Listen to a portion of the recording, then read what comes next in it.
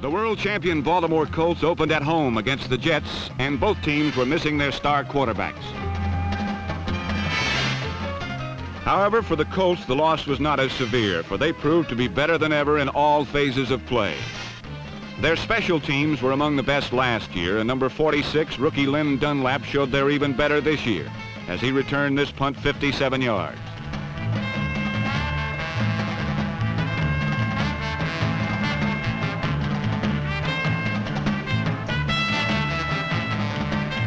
Then Earl Morrill to Ray Perkins set up a 1-yard plunge by Tom Matty, and the Colts were on the way.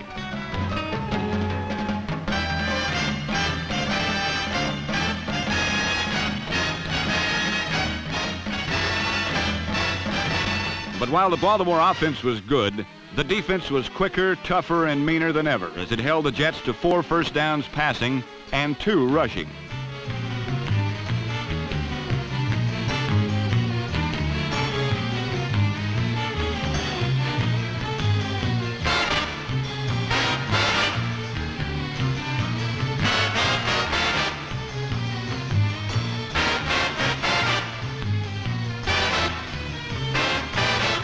But the real story of this game was Norm Bulash, who sprained his ankle on the first series of plays and then came back to break Alan Amici's club record, which was set in 1955 by rushing for 198 yards.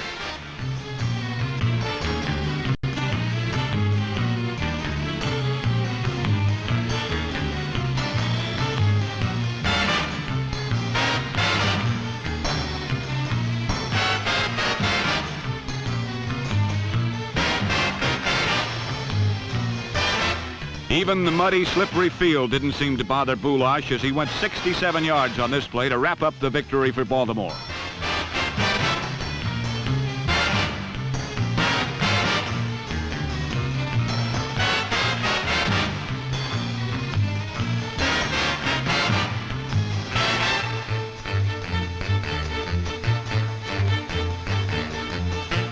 Although it's early in the season, it's obvious that the Colts have an improved running game, that their defense is rougher than ever, and that after their 22-0 win over the Jets, they are the team to be reckoned with in the AFC East.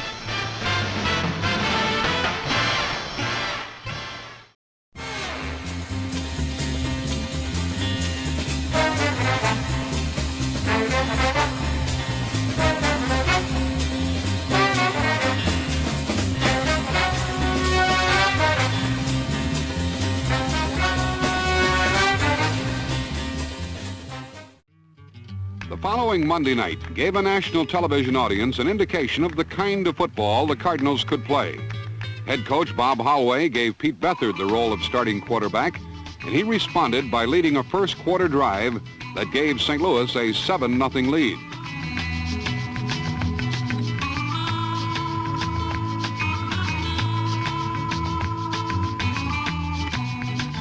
This 51-yard pass to John Gilliam set up Sid Edwards' 1-yard plunge. The Cardinal defense met the Jets head-on. On the Cardinals' third possession, Pete Beathard, with 3rd and 8, hit elusive John Gilliam for a first down. He kept the drive afloat with another 3rd down completion, this one to Jackie Smith.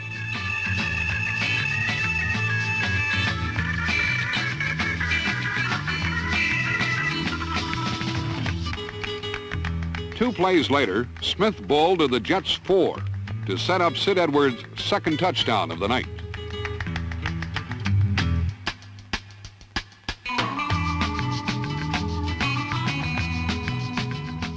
But the Jets bounced back to only trail 17-10 in the 4th quarter.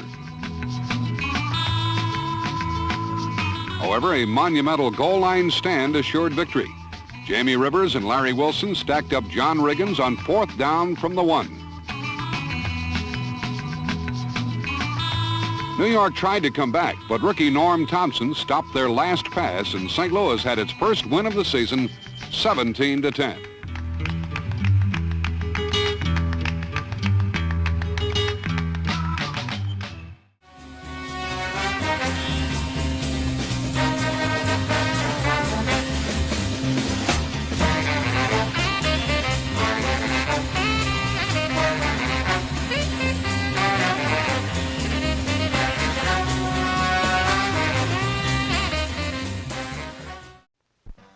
Miami at 86 degrees does not seem the most likely setting for NFL football. For some New York Jets like rookie John Riggins, this was a first experience at football in the tropics. But others had been here before. Joe Namath was returning to the scene of his 1968 Super Bowl triumph, but this time only as a spectator. Al Woodall was the quarterback of the Bridgeport Jets in the Atlantic Coast Football League the year that Namath led New York to the title. Now his play is the key to a repeat of that season. On the first play from scrimmage, Woodall revealed the pressure of trying to replace Joe Namath.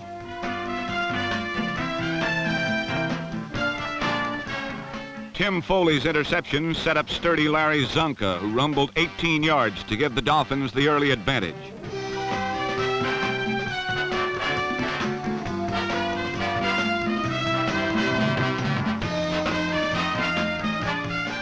Miami then maintained that edge with a boisterous defense that shut the Jets out through three quarters. On the synthetic carpet of the Orange Bowl, temperatures reached 110 degrees, causing the turf to sweat and turn to glass. The Bob Greasy to Paul Warfield combination adapted well.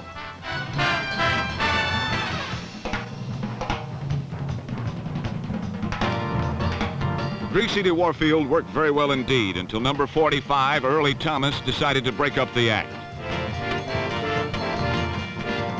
The Jet cornerback picked Warfield's pass pocket to prevent the Dolphin attack from gaining momentum.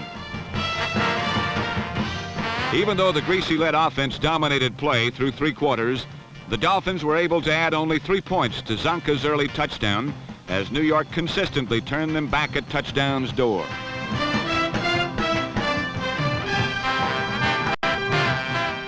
Given enough chances by his defense, Woodall finally got his arm back into the game.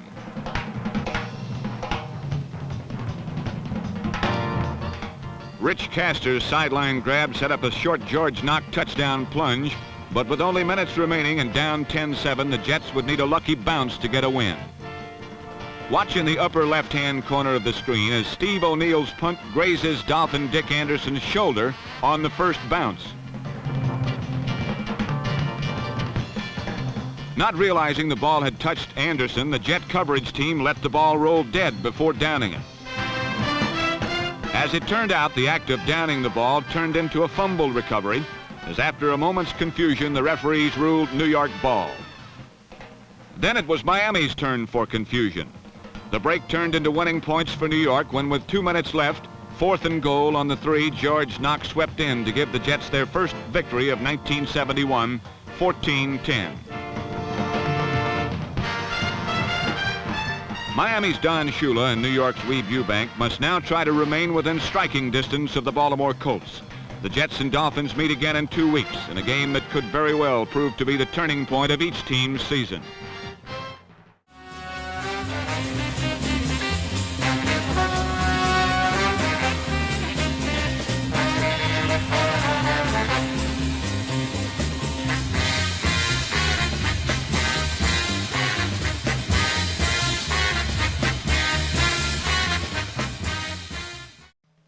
A fourth consecutive record crowd of more than 61,000 braved the elements in New England's Schaefer Stadium to see the New York Jets' struggling offense once again get off on the wrong foot.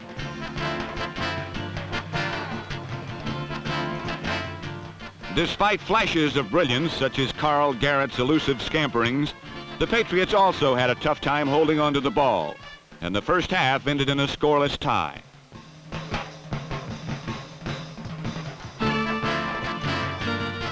In the second half, Jim Plunkett got hot. A pass to Garrett covered 46 yards to set up a New England touchdown.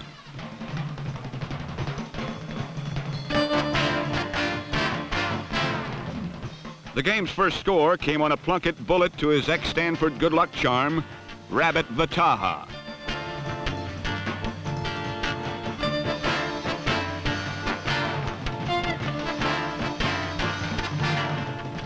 Plunkett, who has been dropped only twice in 4 games, also found wide receiver Ron Sellers for good yardage.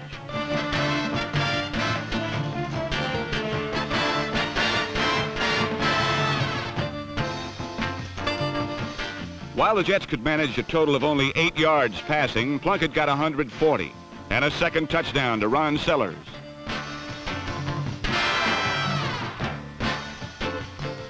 The New England running game also piled up some impressive statistics. Carl Garrett carried 15 times for 111 yards. But most impressive of all was 7-year veteran Jim Nance, who on one 50-yard play passed John David Crow and Paul Lowe on the all-time rushing list and became only the 15th player ever to rush for over 5,000 yards in a career.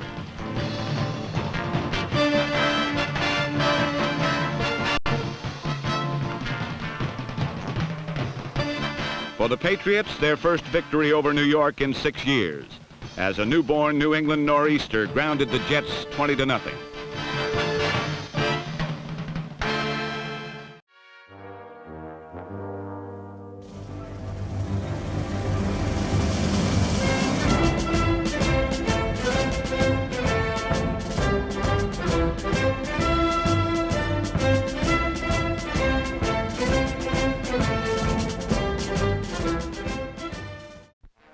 After averaging only 6 points per game through their first 4 games, Coach Weeb Eubank decided to try a different quarterback. Not Joe Namath, not Al Woodall, but Bob Davis.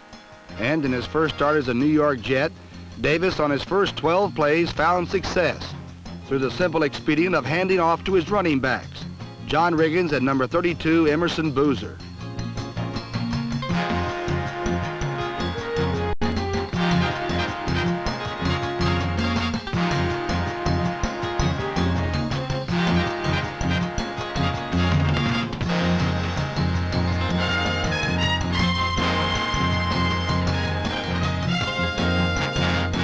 Boozer was the Jets' workhorse as he carried 32 times for 120 yards in the game's first score.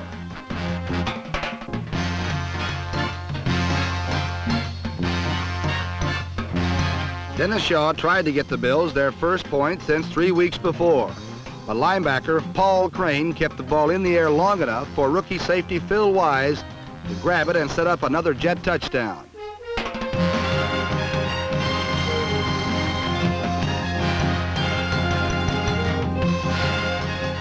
For the score, Bob Davis faked a run and then threw to Richard Castor, and the Jets had an unprecedented 14-0 first quarter lead.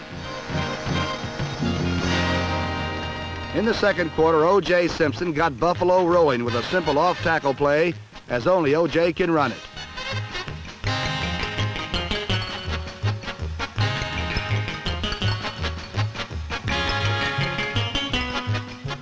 Shaw then found wide receiver Haven Moses for 40 of his 151 yards receiving for the day.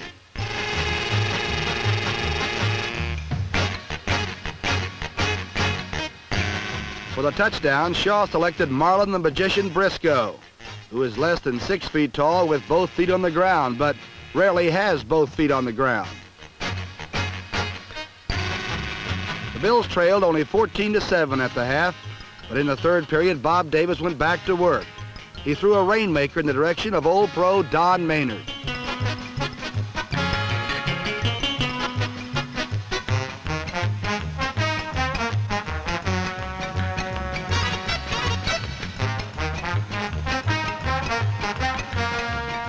Next, Davis found a slightly younger old pro, tight end Pete Lamons, number 87.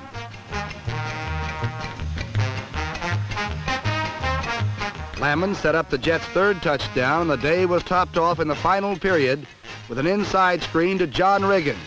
The Jets sent the Bills reeling to their 5th straight defeat, 28-17.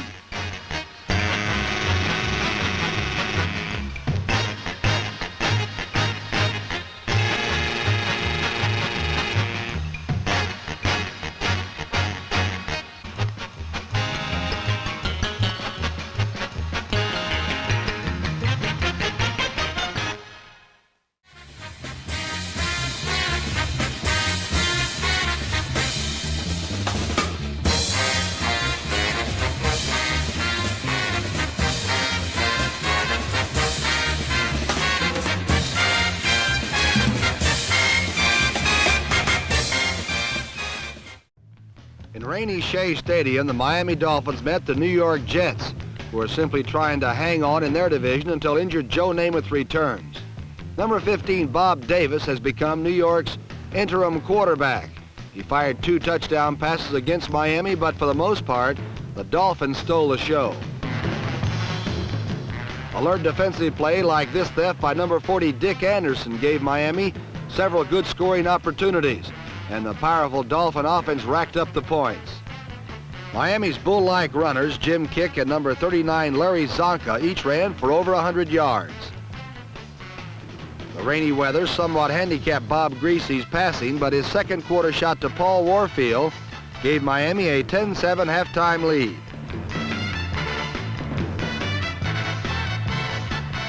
In the second half, Larry Zonka and number 21, Jim Kick, ran wild.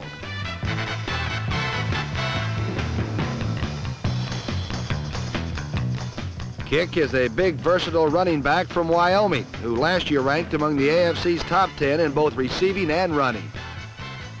Kick's speed and power blends perfectly with the brutal thrusts of Larry Zonka, number 39. And the tandem gives Miami one of the most awesome ground games in pro football. But Kick and Zonka are not the whole story when you talk about the Miami attack. Number 13, Jake Scott, is an elusive kick returner whose jitterbugging moves often give the Dolphins excellent field position.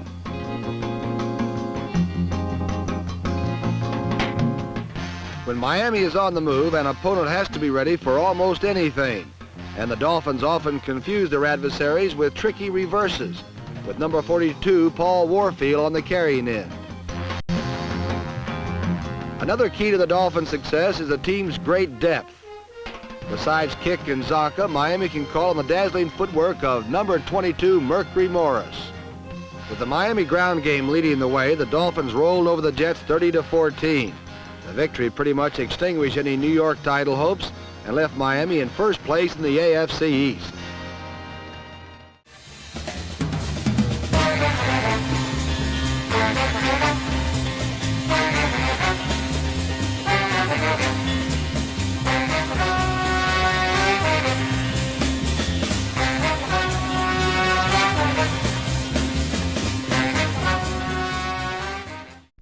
San Diego is a peaceful California community which offers goodwill and refuge to all of God's creatures.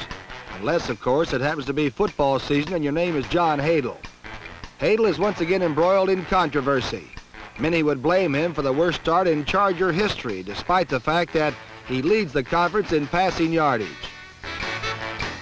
These critics are quick to point out that he also heads up the interception department. The New York Jets have a different problem. Not so much who is the quarterback, but who isn't.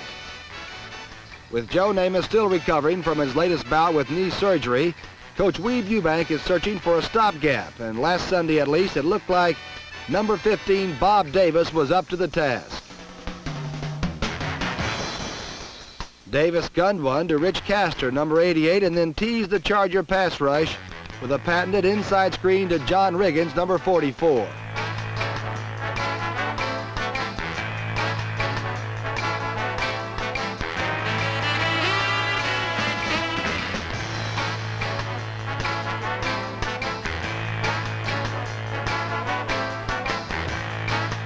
Riggins' 31-yard bolt gave New York the early lead and seemed to forebode another long afternoon for the Chargers. But the smoldering San Diego attack is potentially explosive, and John Hadle has survived controversy before.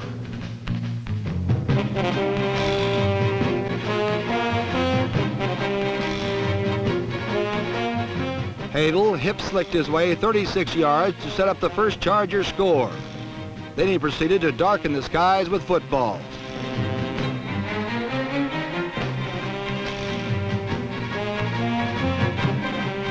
First, he went home with rookie Mike Montgomery, number 23.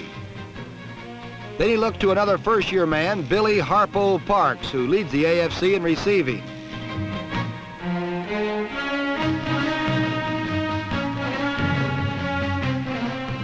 Next, Hadle turned to the old pro of the San Diego Air Corps.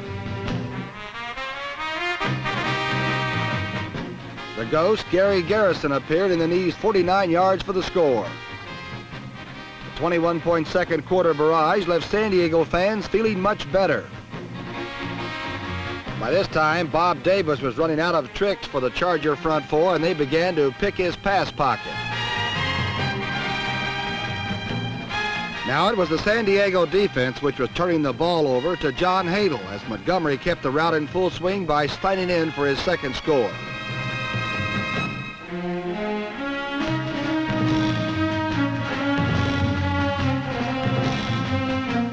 The defendant rested his case with a toss to Pettis Norman, and the critics will be silent for at least 1 week while they ponder the facts. 358 yards and 4 touchdowns.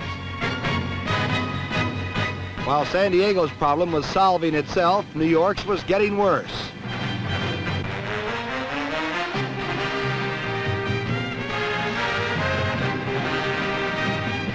It was now number 18 Al Woodall's turn to play Joe for the Jets.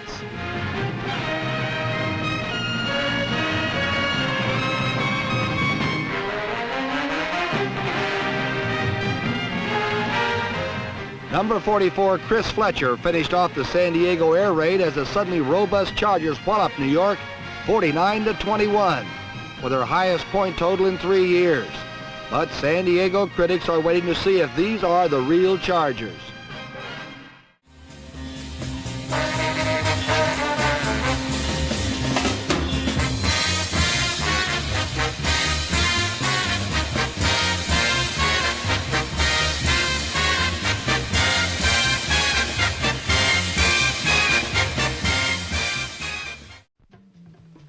New York's Shea Stadium last week was the site of the untying of the AFC West. The injury-racked Jets had won only 2 games, were last in offense, next to last in defense, and were able to start only 3 regulars on their defensive team. The wind was gusting to 35 miles per hour, and the stage was set for an upset. On the game's first series, league-leading punter Gerald Wilson fumbled, and the Jets had the opening to their only touchdown. Rookie runner John Riggins then rampaged 25 yards to the Kansas City 4.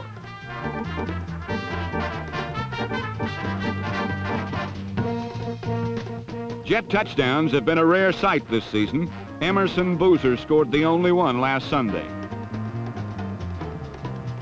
When Kansas City regained possession, Len Dawson looked for the NFL's leading yardage-consuming machine, Otis Taylor, and the Chiefs were on the way back. For the tying touchdown, Kansas City used a tight formation with no wide receivers, and Dawson found rookie runner Mike Adamle for his first professional touchdown. And probably no touchdown is ever remembered as well as the first.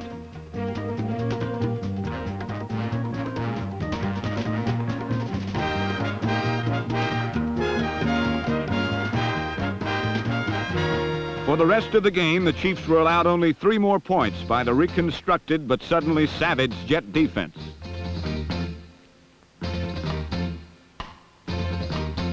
For both teams, it was a day for defense. The Bob Davis-led Jets managed just 9 yards through the air.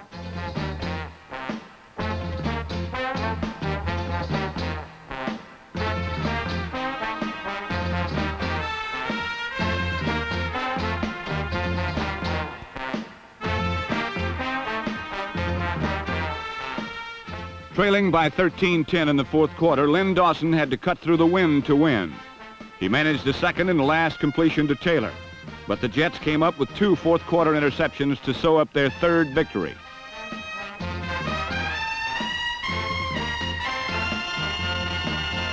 The loss dropped the Chiefs 1/2 game behind Oakland in the AFC West.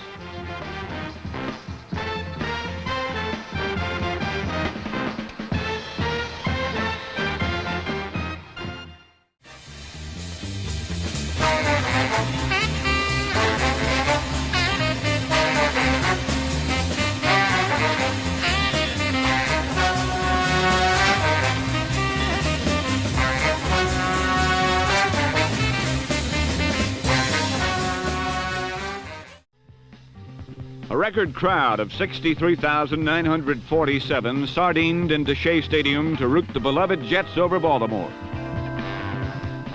The Jets responded quickly as number 64, Chuck Hinton, raked the ball free from Earl Morrall. Number 57, John Little, recovered, and shortly thereafter, Bob Davis had the Jets on the board first with a quarterback sneak.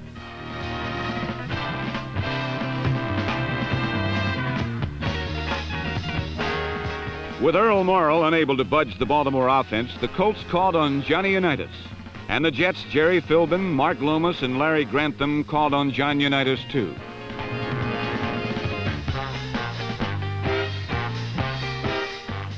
But the King Crab from Crab Cake Corners led the Colts to 2 third-period scores.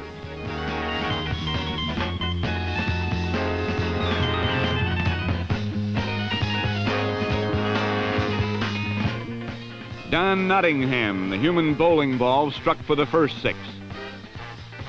And the garbage man, Tom Matty, collected seconds with this 10-yard sweep.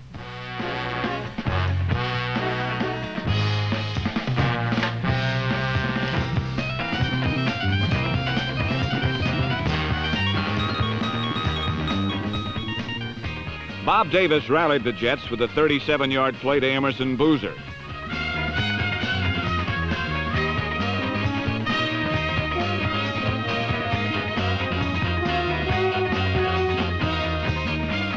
Then at the top of the 4th quarter, Davis hit Rich Castor with a 16-yard scoring pass.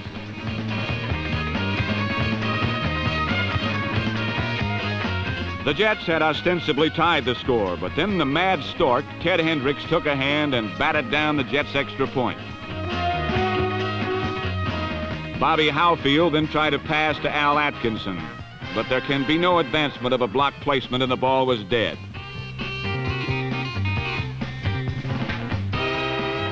Later, Davis skyhooked Castor 43 yards downfield, setting up another Howfield placement.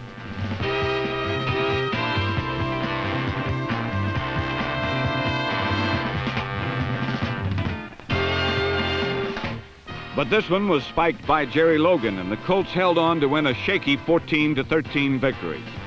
Perhaps the Colts were caught looking beyond the Jets to this week's meeting with the AFC Eastern leaders, the Miami Dolphins.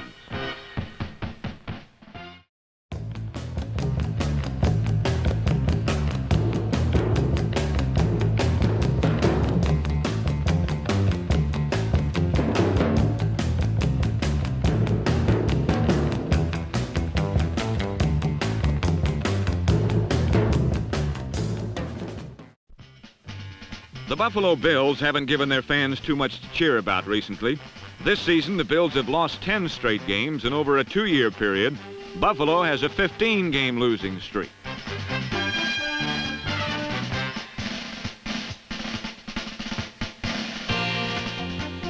Despite their team's poor record, Buffalo fans remain dedicated. But against the New York Jets, Bills followers again took a beating. Good plays have become so scarce that Buffalo rooters will cheer almost anything. While Buffalo searched for its first win, New York's Bob Davis, number 15, seemed right at home as part of the Buffalo Circus Act as he performed his version of the hop, skip, and slide.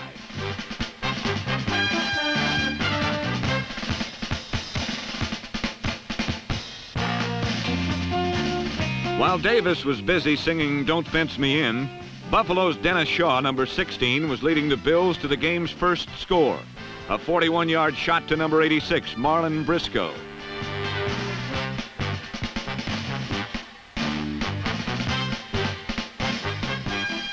But it would be the Bills' only score of the day as the Jets secondary picked Shaw clean. Although this interception by number 33, W.K. Hicks, was wiped out by a penalty, New York had plenty of firepower left.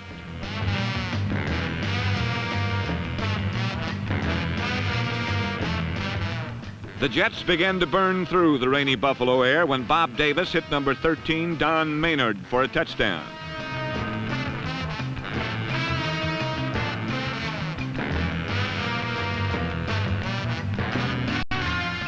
In the crucial second quarter, almost every Buffalo series ended with a turnover.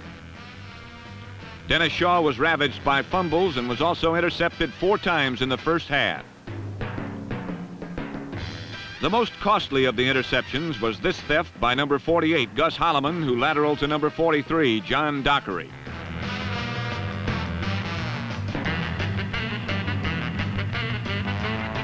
The steal set up the final New York touchdown that came on a pass from Davis to number 37, George Knock.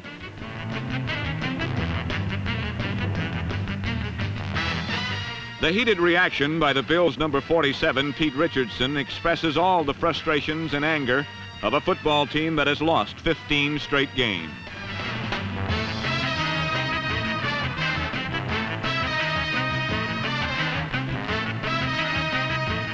The Jets added a field goal to make the final score New York 20, Buffalo 7.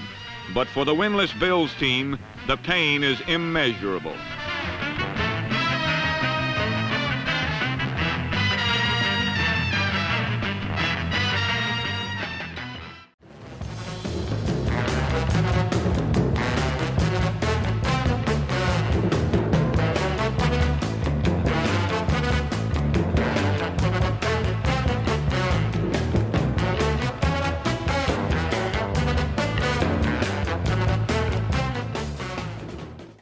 A few miles to the east, out in Flushing, Long Island, the Shea Stadium faithful witness a sports spectacle that none of them will ever forget. A standing room only crowd jammed Shea Stadium last week for a happening. When San Francisco's John Brody passed to Gene Washington at the end of the first quarter, it marked the only connection of the day for this dynamic duo. But it didn't seem to matter because another Washington, Vic, number 22, continued the 49er thrust to the end zone.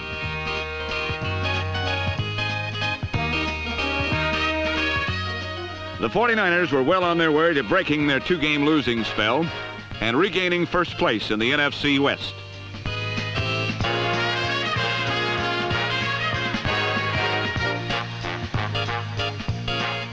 For the seventh straight game, Bob Davis was at quarterback for the Jets. But on this day, he would complete only one ill-fated pass. Bob Davis, the third-string quarterback who had surprisingly taken over a half a season earlier, was forced to leave the game in pain, while the man currently listed as the number 3 Jet quarterback was called upon to make his first appearance since a season and a half, and a broken wrist and another surgically mended knee. And now it was up to Joe Namath to show the world that he still had the magic.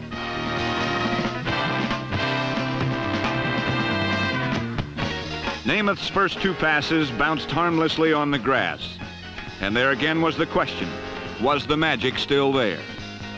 Probably even Namath himself didn't know.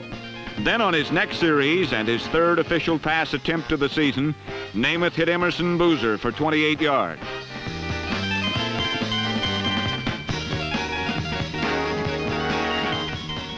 Next, Namath tried to hit Rich Castor at the left sideline. But Bruce Taylor stepped up, grabbed the ball, and dashed all the way to the Jets' 2-yard line.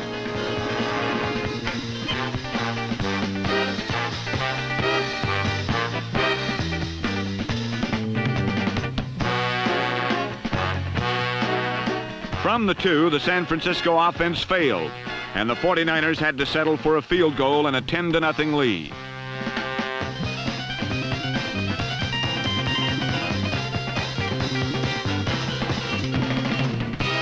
On the next New York series, Namath completed 2 of 2 for 42 yards. But from the San Francisco 1-yard line, rookie running back Steve Harkey fumbled into the end zone, and only Jimmy Johnson's injured arm painfully prevented a New York touchdown.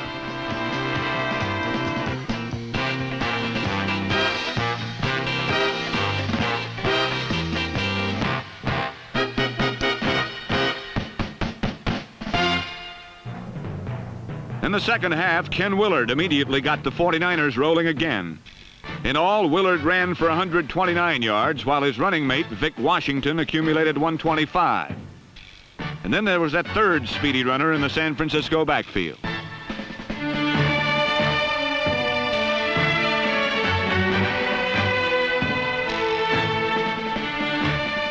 John Brody's touchdown put the 49ers comfortably ahead, 17-0, early in the third period.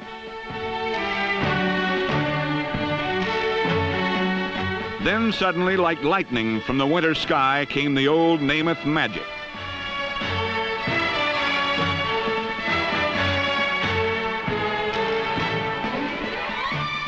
Rich Castor's 57-yard touchdown made the score 17-7.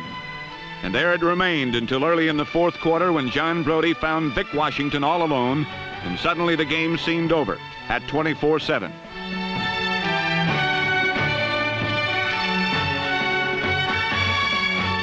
Brody completed only 5 passes in the game, but they seemed to be more than enough, especially with the NFC's top-ranked defense now free to storm into Namath's pass pocket on every play.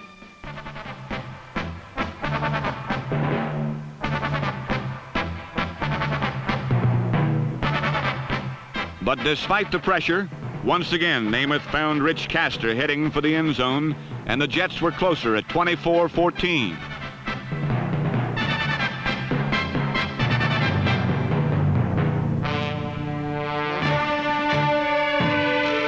Just 6 plays later, following a block punt, Namath again went for the big one. This time to little Eddie Bell, number 7.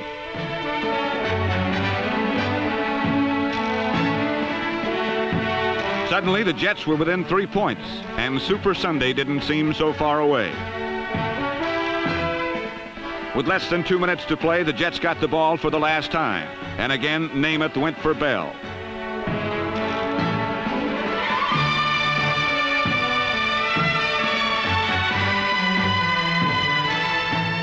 In the game's final minute, Namath threw 5 more passes, at least one of which came about as close as humanly possible to the winning touchdown.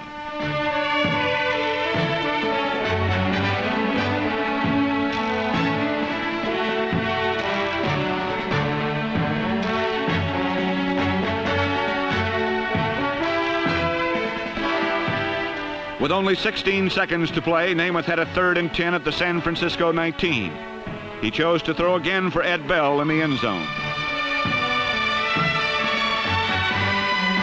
Johnny Fuller, playing in the middle of the 49ers' deep zone defense, had ended the last New York threat and had preserved the San Francisco victory for first place in the NFC West. But the name everyone was repeating over and over was not Johnny Fuller or Ken Willard or Vic or Gene Washington or even John Brody. It was Joe, for Joe was back, and the magic was there again.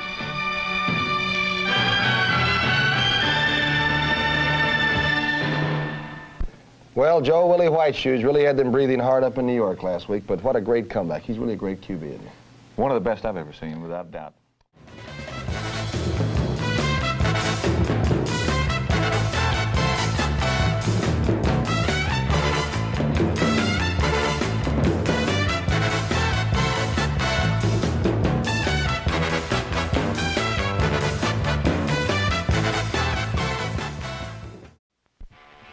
Yes, Joe Namath was back, but so was his sore arm and a Jet defense in sore need of some luck to combat the highest scoring team in the pros. In the Cowboys' last game, rookie Isaac Thomas returned the opening kickoff 89 yards for a touchdown.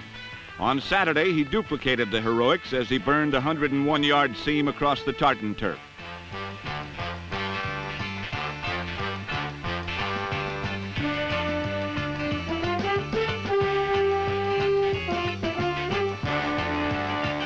Thomas' touchdown was the first puncture in the Cowboys' complete blowout of the New York Jets.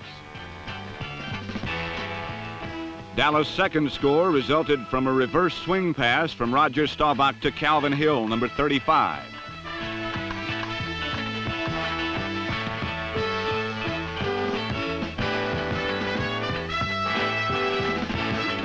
Joe Namath tried to find an alley in the Cowboys' zone, but instead found Herb Adderley, whose step set up Dallas' third score.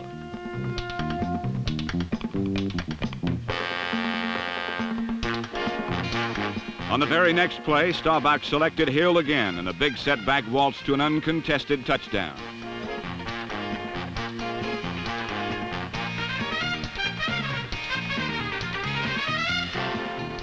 Leading 21-0 with 7 minutes still to play in the first quarter, the Cowboys' special team converged on number 19, Chris Farasopoulos, and cut him in 2. Dallas recovered the fumble to set up a 4th touchdown by Dwayne Thomas and a 28-0 advantage. Then Dallas unleashed their Brahma Bull backfield of Dwayne Thomas, number 33, and Calvin Hill, number 35. The drive went 85 yards with Hill pouring behind number 76 John Nyland's block into the end zone. Hill scored 3 touchdowns, and Thomas got his second with a display of sure hands and instant acceleration.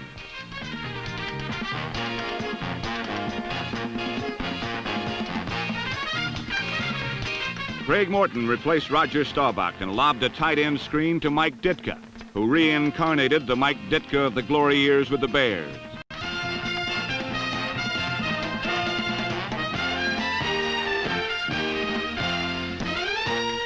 The carnage became complete when Morton flexed his left leg and sent Allworth in motion right. Allworth cut back to the post, and Morton's perfect pass hit Bambi in full stride for the Cowboys' 52nd point. Now only 2 games stood between the Dallas Cowboys and the championship of the NFC East.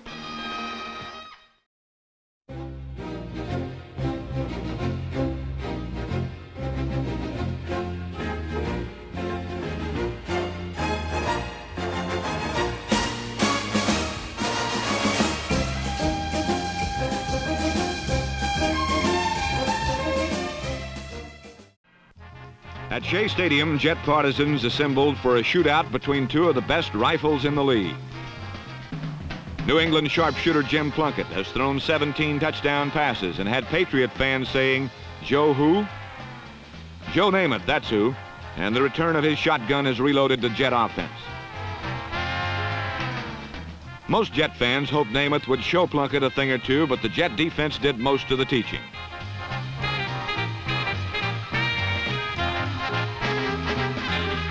The Jets sacked Plunkett 4 times, and 7 times they made him scramble. Then they scrambled him.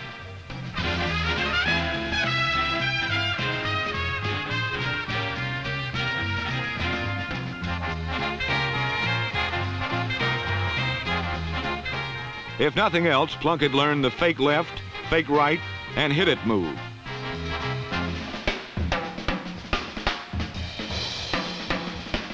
Although Big Jim unlimbered his launcher with some aesthetic-looking passes, he could not crack the Jets secondary for a touchdown. W.K. Hicks was the stopper on this one. For the day, Plunkett managed 18 completions in 31 tries, but could move the Pats to only 2 field goals.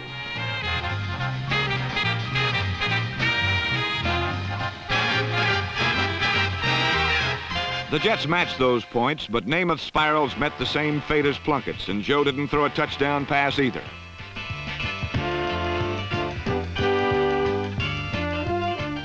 Larry Carwell stopped one threat, and when Namath got close again, Ed Bell had his pocket picked by an outlaw. John Outlaw, number 44.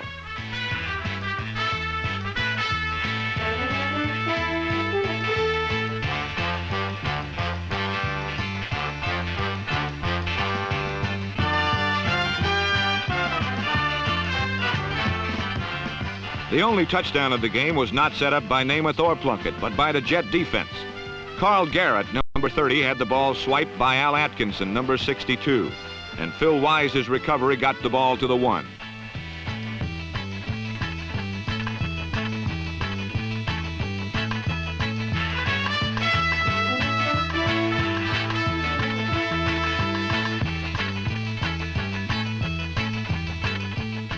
On the next play, John Riggins, number 44, dove in for the margin of victory. Jet fans drove home safely, content that their Jets had driven to a 3rd-place tie with New England in the AFC East.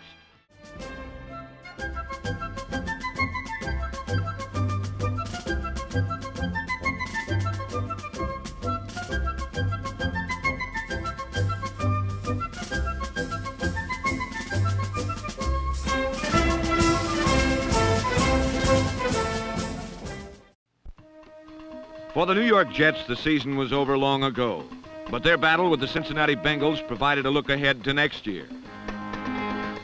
Broadway Joe was back and flashed the talent the Jets so heavily rely on.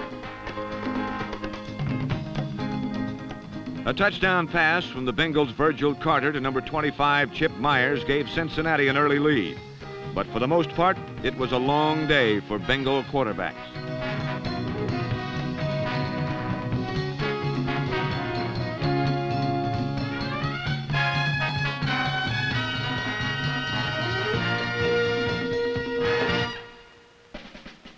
Namath combined short passes with the powerhouse running of number 32, Emerson Boozer, to lead the Jets to their first score.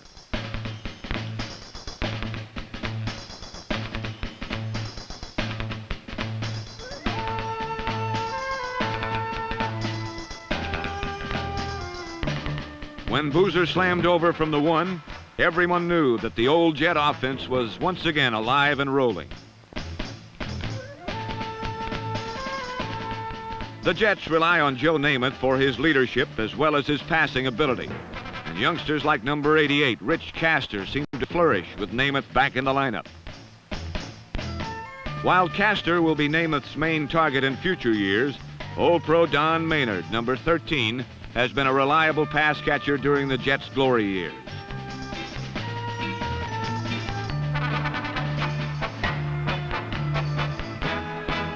This 74-yard touchdown and another 1-yard score by Emerson Boozer ballooned the score to 28-7.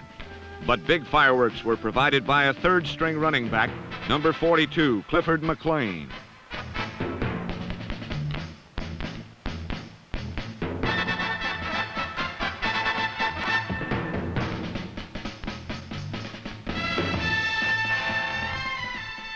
The Jets blew the Bengals right out of Shea Stadium by a score of 35-21.